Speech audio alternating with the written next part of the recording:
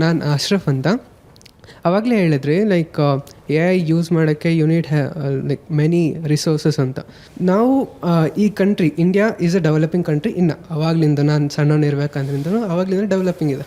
So ನಮ್ಮ developing country ಆಗಲಿ ಹಾಗೂ ಇನ್ನು ಅಂಡರ್ ಡೆವಲಪ್ಡ್ ಕಂಟ್ರೀಸ್ ಇದಾವಲ್ಲ ಆ ಕಂಟ್ರೀಸ್ ಆಗಲಿ, these A I industries are using this countries as a source of resource.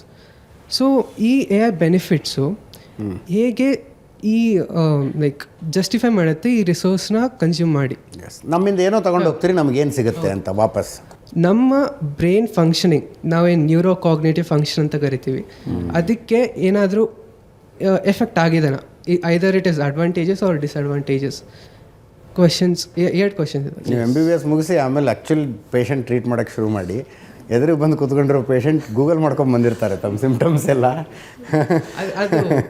ಅದನ್ನ ತುಂಬ ಮನುಷ್ಯನ ಬ್ರೈನ್ ಮೇಲೆ ಇದು ಇಂಪ್ಯಾಕ್ಟ್ ಏನಾಗುತ್ತೆ ಅಂತ ಅಂದರೆ, ತಾನು ಯೋಚನೆ ಮಾಡಬೇಕಾದದ್ದನ್ನೆಲ್ಲ AI ಫೀಡ್ ಮಾಡಿ ನೀನು ಯೋಚನೆ ಮಾಡಿ ನನಗೆ ಉತ್ತರ ಹೇಳು ಅಂತ ಹೇಳ್ತಾ ಹೋಗ್ಬಿಟ್ರೆ ಬ್ರೈನ್ ಫಂಕ್ಷನಿಂಗ್ ಮೇಲೆ ಇಂಪ್ಯಾಕ್ಟ್ ಆಗುತ್ತಾ?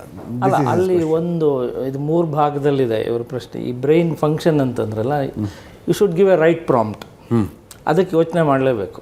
ಅಲ್ಲಿ ಹಾಕೋಕ್ಕಿಂತ ಮುಂಚೆ what do I need, correct, give an article on so on so, please give an article on so on so ಅಂತ ವೊಕ್ಯಾಬ್ಯುಲರಿ ಯಾರು ಚೆನ್ನಾಗಿ ಬೇಕಿರಬೇಕು. ಆಯ್ತಪ್ಪ, ಅಲ್ಲಿ ಹ್ಯುಮಿಲಿಟಿ ಇದೆಯಾ ಏನಿದೆ ಅಂತೆಲ್ಲ ಚೆಕ್ ಮಾಡಿಕೊಂಡು ಅದೆಲ್ಲ ಮಾಡ್ತೀರಿ.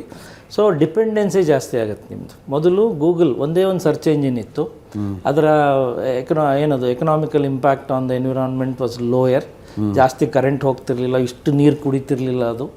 ಆಯಿತಾ, ChatGPT ಏನದು ಬಕಾಸುರ ಅಂತ, ಆಯಿತಾ, ಆಪೋಷಣ ತೊಗೊಳ್ತಾ ಇದೆ ನಮ್ಮೆಲ್ಲರನ್ನು, ಹಾಗಾಗ್ತಿರ್ಲಿಲ್ಲ. ಸೊ ನಿಮ್ಮ ಡಿಪೆಂಡೆನ್ಸಿ ಜಾಸ್ತಿ ಆಗ್ತಿದೆ, ಕ್ರಿಯೇಟಿವಿಟಿ ಕಡಿಮೆ ಆಗ್ತಿದೆ. ಆಮೇಲೆ ನೀವು ಲೈಬ್ರರಿಗೆ ಹೋಗೋದು ನಿಲ್ಲಿಸಿದ್ದೀರಿ. ಇದೇ ಪ್ರಶ್ನೆಗೆ ಉತ್ತರ ಲೈಬ್ರರಿಯಲ್ಲಿ ಸಿಗ್ತದೆ. ಒಬ್ಬ ದೊಡ್ಡ ಆಥರ್ ಬರೆದಿರೋದಿರುತ್ತೆ, ಒಬ್ಬ ಡಾಕ್ಟ್ರೇ ಎಕ್ಸ್ಪ್ಲೇನ್ ಮಾಡಿರ್ತಾನೆ, ಅದನ್ನು ನೀವು ಓದೋದಿಲ್ಲ. ನಿಮಗೇನು ಅನಿಸುತ್ತೆ, ಇವೆಲ್ಲದನ್ನು ಅಲ್ಲಿ ಕೊಟ್ಬಿಟ್ಟಿದೆಯಲ್ಲ ಸಾಕು ಅಂತ. ಆಗ ನಮಗೆ ಕಾಯಿಲೆ ಶುರು ಆಗುತ್ತೆ. ನನ್ನ ಹೊಟ್ಟೆ ಇನ್ನು ಸ್ವಲ್ಪ ಮುಂದೆ ಬರುತ್ತೆ. ನನ್ನ ಮನೆಯಾಗ ನಾನು ಕಸ ಹೊಡ್ಕೊಳ್ತಿದ್ದವನು ಇನ್ನಿಬ್ಬರನ್ನ ಇಟ್ಕೊಂಡು, ಅಂದರೆ ನಮ್ಮ ಪ್ರಿನ್ಸಿಪಾಲ್ ಹೇಳ್ತಾಯಿದ್ರು, ಅವ್ನು ತುಂಬ ಅನುಕೂಲವಾಗಿದ್ದಾನೆ ಅಂದರೆ ದೊಡ್ಡ ಸೋಂಬೇರಿಯಾಗಿದ್ದಾನೆ ಅಂತ. ಅವನ ಕೆಲಸ ಅವ್ನು ಮಾಡ್ಕೊಳ್ಳಲ್ಲ, ಕೈಗೊಬ್ಬ ಕಾಲ್ಗೊಬ್ಬ ಆಳಿದ್ದಾನೆ ಅಂತ.